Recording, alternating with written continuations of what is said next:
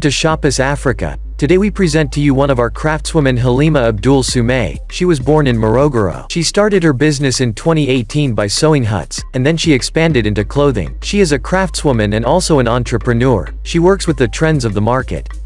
When the bag market started to rise, she moved into it because she does what is trending, so that she can make her daily. Her designs are inspired by cultural references. Actually, she enjoys creating and selling cultural products.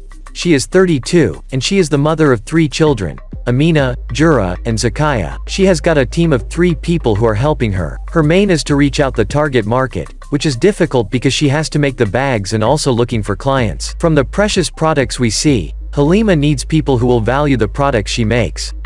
Our task is to make sure that Halima is seen by the people, and the people should support her by all means, making sure that she gets what she deserves. Visit shoppersafrica.com to buy her products.